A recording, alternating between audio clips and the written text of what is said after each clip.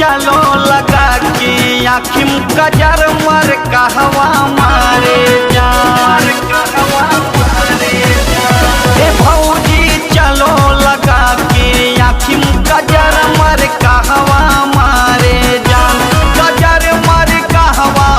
मारे जान कजर मर कहवा मारे जान टिकुलिया करे जुलूम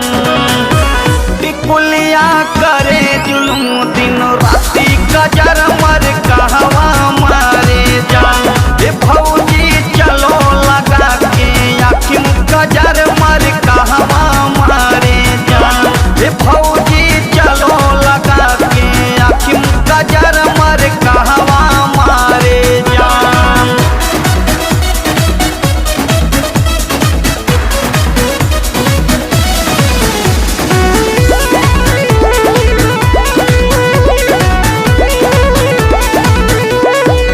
सज के संवर के जो चलबू ये भौजी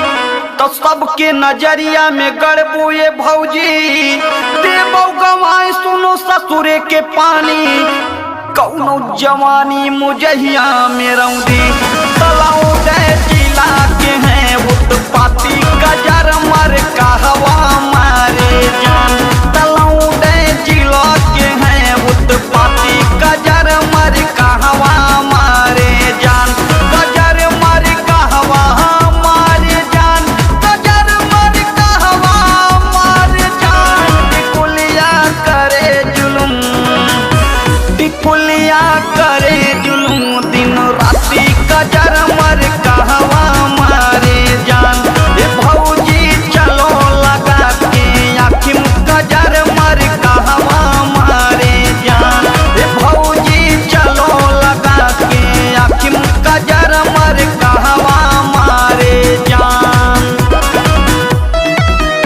मर कहवा मारे जान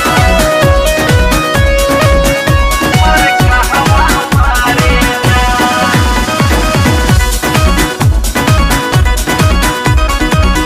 बाली ओ विदियाई होठवा के लाली और ऊपरा से कातिल नजरिया दुनाली जब जब चलो लच के पतरी कमरिया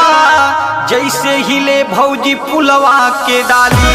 तो पार्लर फेमस फैजा पाती कजर मर कहवा मारे जान तो पार्लर फेमस फैजा पाती कजर मर कहवा मारे जान कजर मर कहवा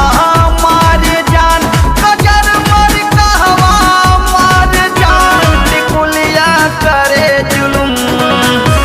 टिकुलिया करे जुलूम दिन राती कजर मर कहवा मारे जान ए भौजी चलो लगा के आखिम कजर मर कहवा मारे जान ए भौजी चलो लगा के आखिम कजर मर कहवा मारे जान